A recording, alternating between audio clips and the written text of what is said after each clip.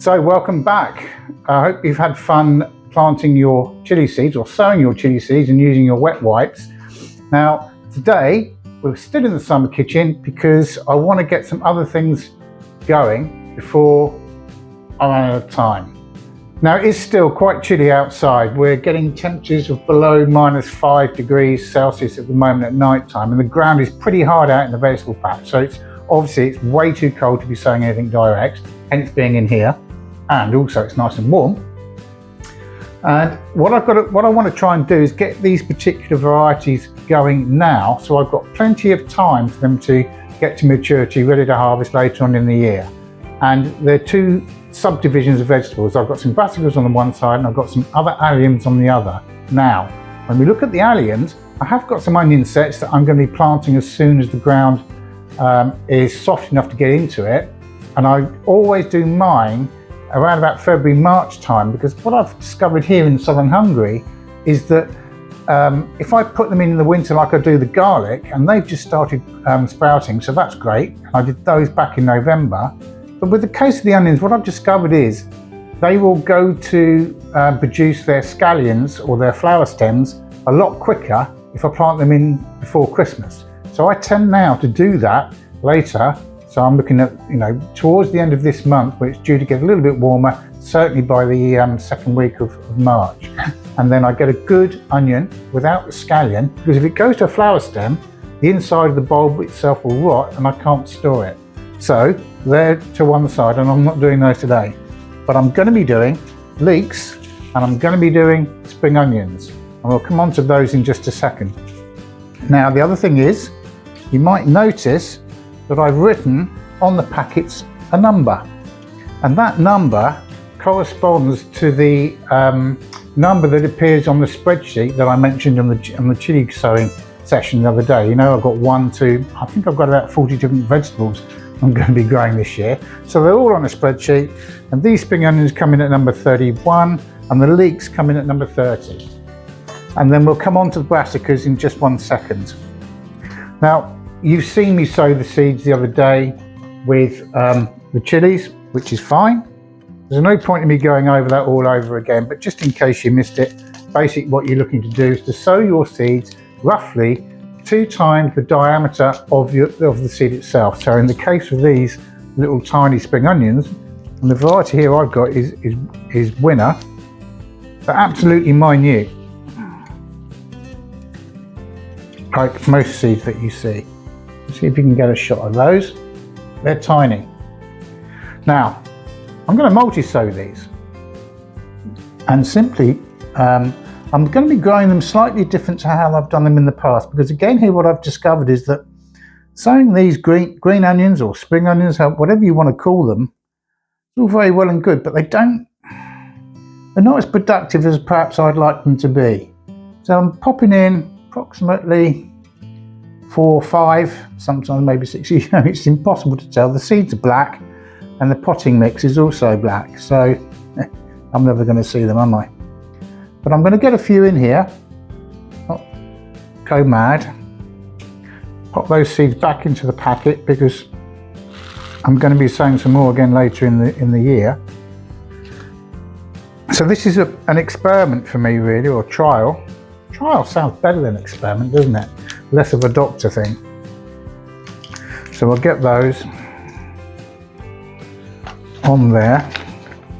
Now, label, so it's number 30. So we'll get that written in.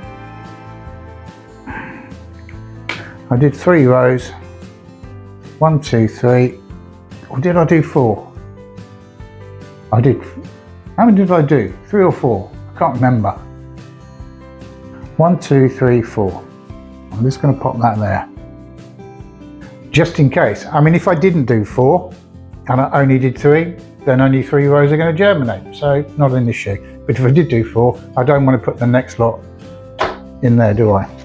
Now, because I tore the label off there with a number on it on the packet, clever, wasn't it? I've rewritten it on the back on the pack.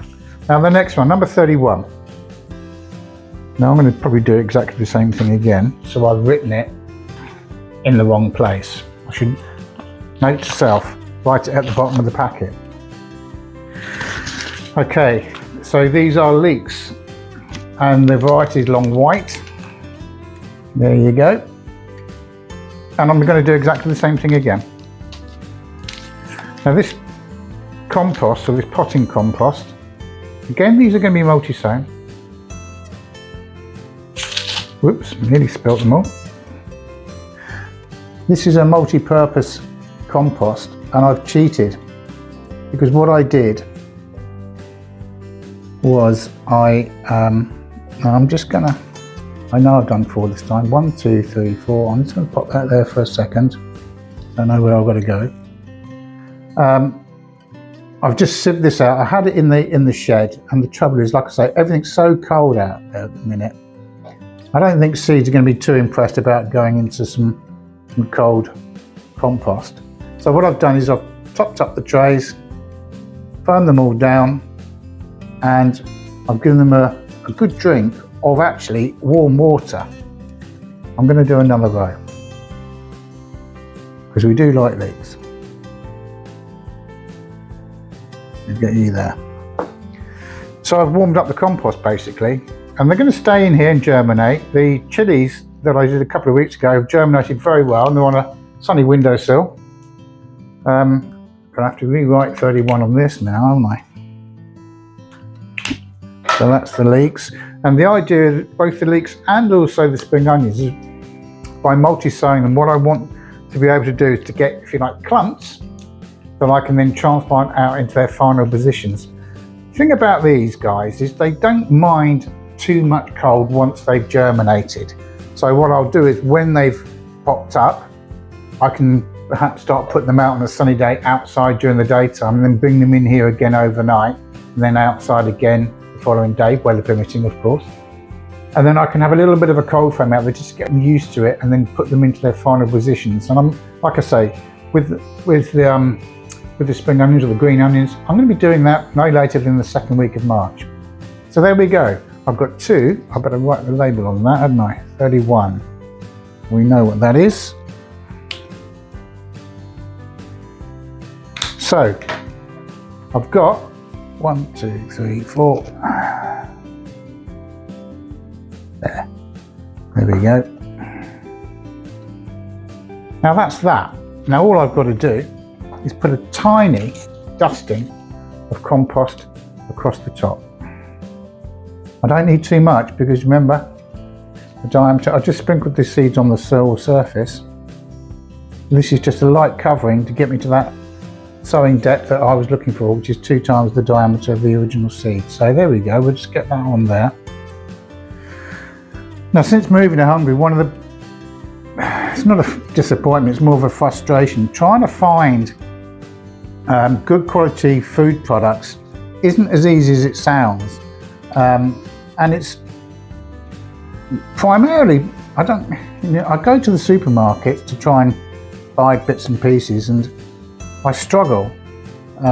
Certainly in some of these supermarkets, I think they take the mick, to be honest with you, because what they're trying to sell people is a bit of a joke. And so because of that, I thought to myself, sod it, I'll grow my own. Because if I can't get it, I'll grow it. And so I do see here that spring onions is a good example that they have a very short growing season here. They don't grow them as often or as long in the season as you might see in other places like the UK. Again, I think it's to do with the heat. So it's better for me to be able to grow them. What I'm going to be doing with the green onions in particular is just leave them in the ground. I'm not going to be pulling the whole onion. I'm going to be cutting the greens and using that in a salad, which is what you would normally do with a spring onion anyway, or into a stir fry, for example. And then I'll leave the bulbs in the ground to continue growing, to give me more, a bit like a cut and come again lettuce, I guess. So that's the principle. I hope it works. We'll soon find out. Now, let's get on to the brassicas, because that is quite an important thing to get going. Here's my next tray. So as I was saying, I had some compost in a bag. I've sieved it to 4 millimeters, and there's bits of, I bashed the table, sorry about that. I hope you didn't get a headache. And I've got all kinds of bits and pieces in here. The white dots that you can see is a bit of vermiculite. but it's perfectly usable to get these seeds growing. Now, as I've mentioned just now, I'm just looking at this.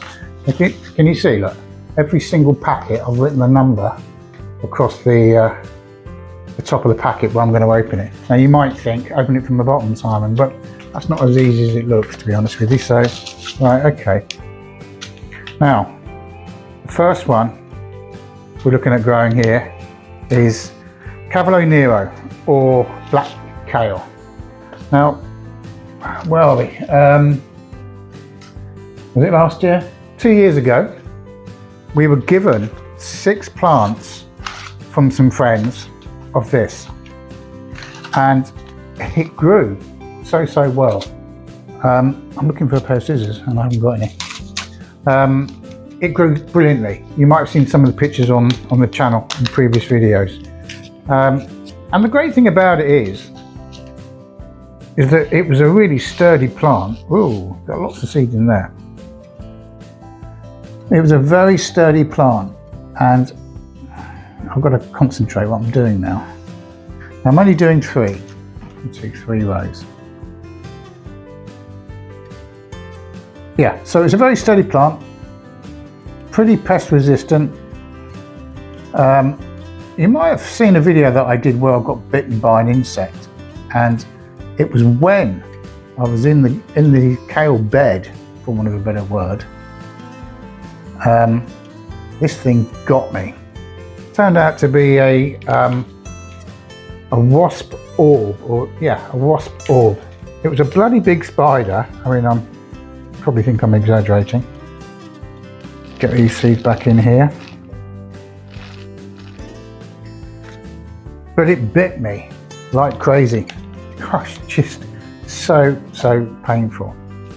Anyway, the benefits of all brassicas, kale, cabbage, and obviously all the vitamins and all the minerals that they have, a bit of a side effect of them is that they produce what's called sulfites. Sulfites or sulfates? Sulfites. And that's what gives you the gas. I think a Brussels sprout. But that's one side. It's a great thing to be growing. Now, the thing we found with the kale, when we had it a couple of years ago, is you're going to get fed up with eating kale every day, aren't you? Obviously. So, what number was that? 33. So, what we did, we dried the leaves. So we got the leaves in the oven, got them into it, dried them out, obviously over a period of time on a very low heat, fan assisted oven, got them all out, crushed them all up with our hands, and then put them through a grinder and created a kale powder. Really bright green in colour, even though this is a black variety.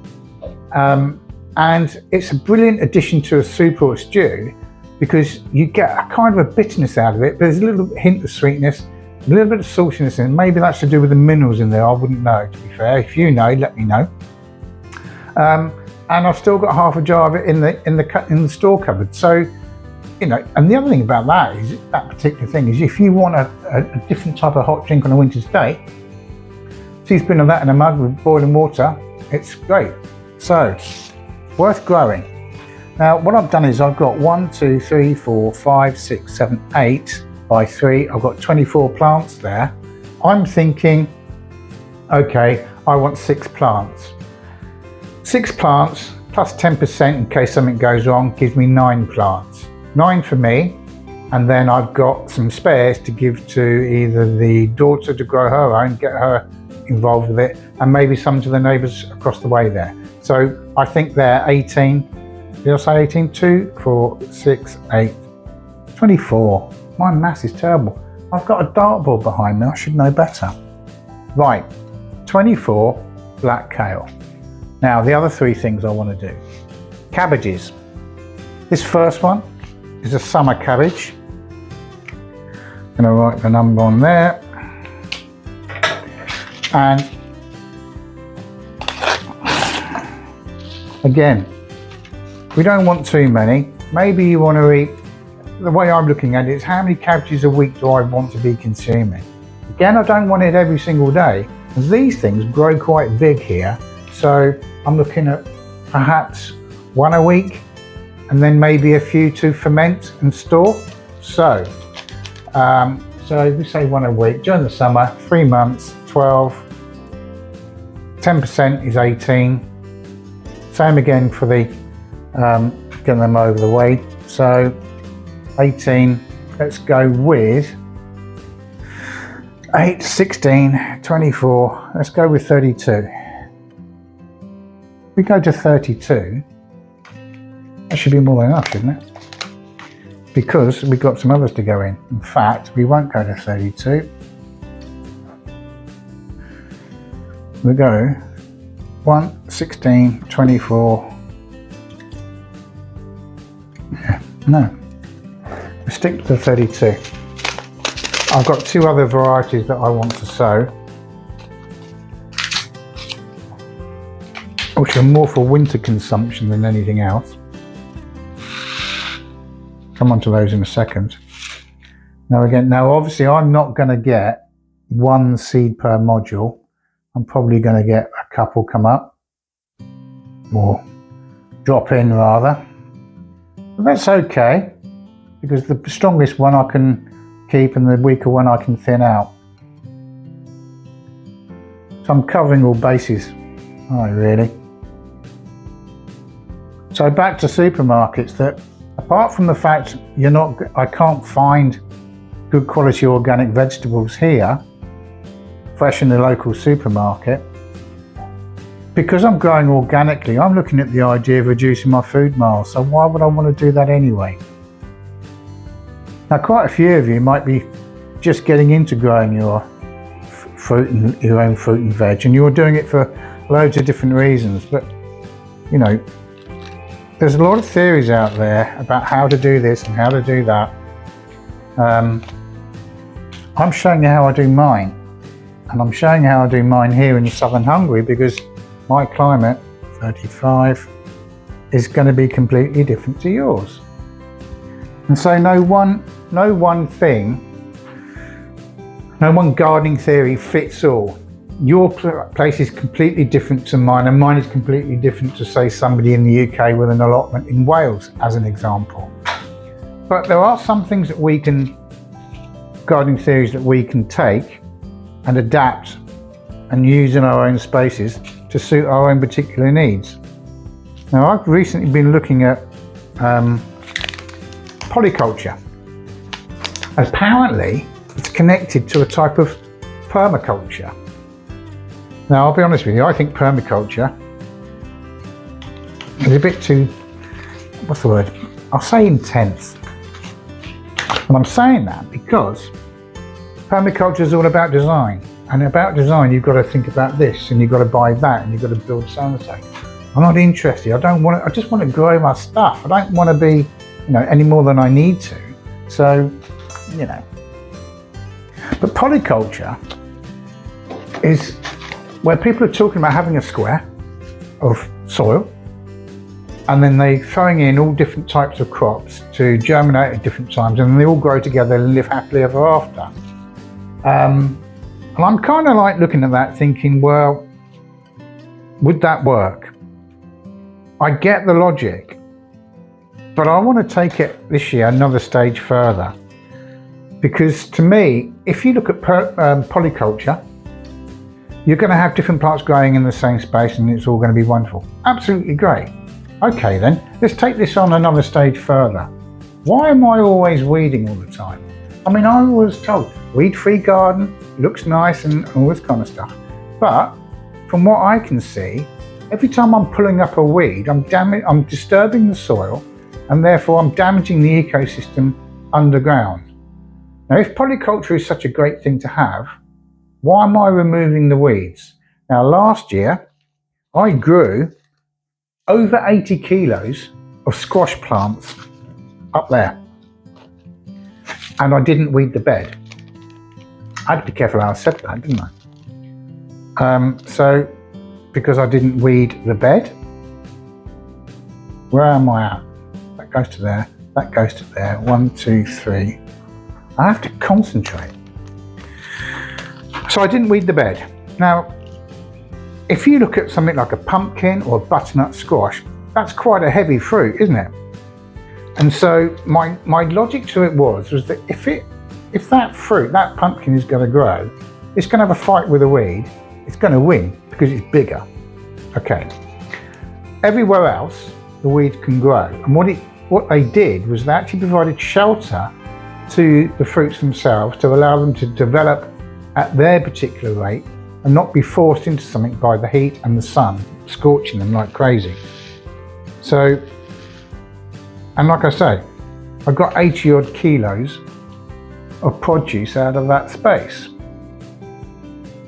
Now, the other thing I realised was that when I look at the weeds that I've got here, I've got 3 main types, well 4 if you include dandelions, we don't get a lot of those. Now this may well be because of temperatures and the poorer weeds don't like it. Well, you know, at the end of the day, just remember, a weed is a plant, it's not, you know, we say it's in a plant that's in the wrong place. So it can only grow in conditions that it likes, obviously. So I looked at it and thought, well, okay, what do I have? As I've already mentioned, I've got the dandelions, but they're not all summer.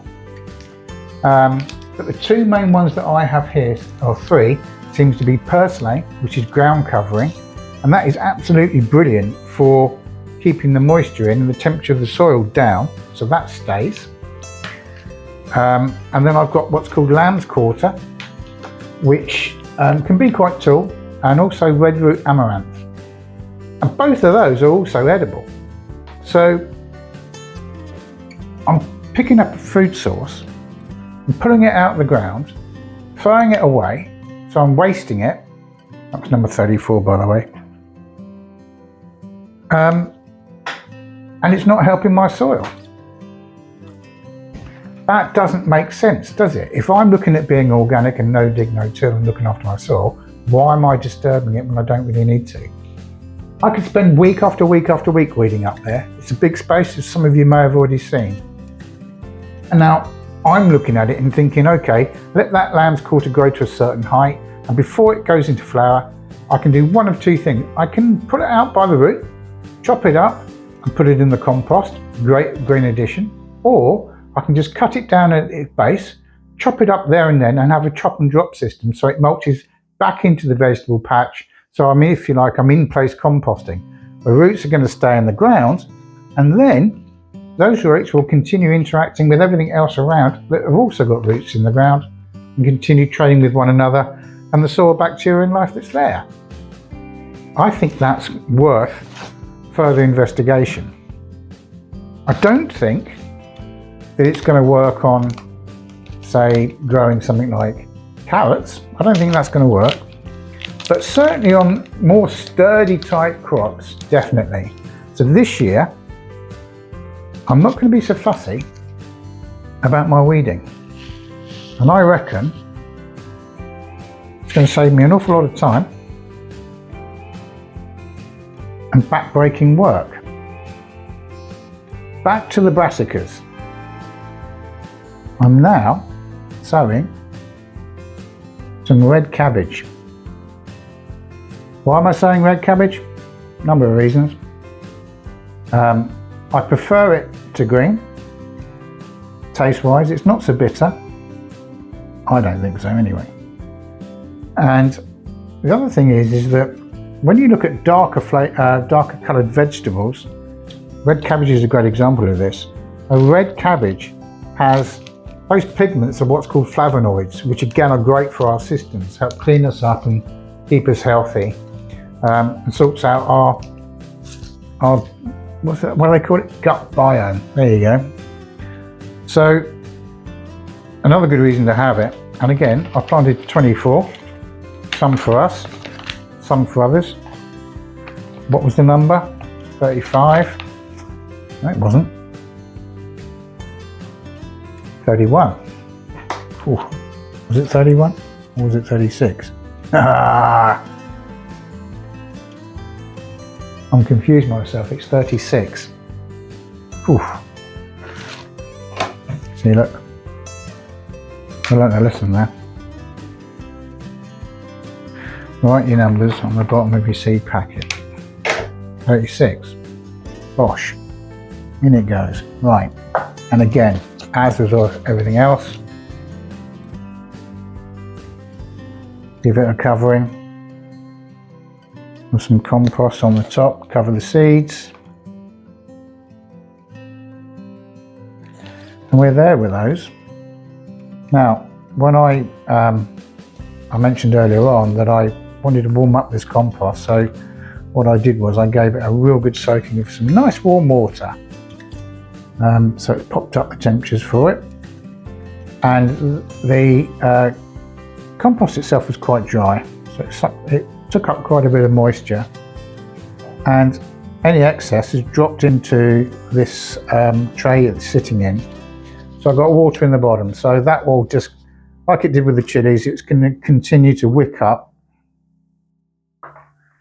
Making a right mess here, aren't I? And keep these plugs moist. There we are. So there we go, they're all covered. And I'll pop those over there next to the spring onions and the leeks.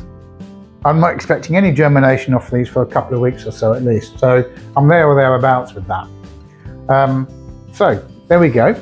We've got 1, 2, 3, 4 different types of brassica, from the Cavolo Nero and the summer cabbage, the winter cabbage and the red cabbage. And then we've got 2 lots of alliums, green onions that I'm going to grow as bunches and not harvest the whole bulb, just cut them and use them as greens. And the leeks. They'll take quite some time before they end up in their final destination, especially the leeks. But yeah, got them going. So let's see how we get on with that. Now I've made a bit of a mess in here, so I need to tidy it up, put these other seeds away. So until next time, I'll catch up with you very soon. Take care. What a mess. Kids would love doing this, wouldn't they? They'd love to do this. Anyway, there we go. Right, let's get on.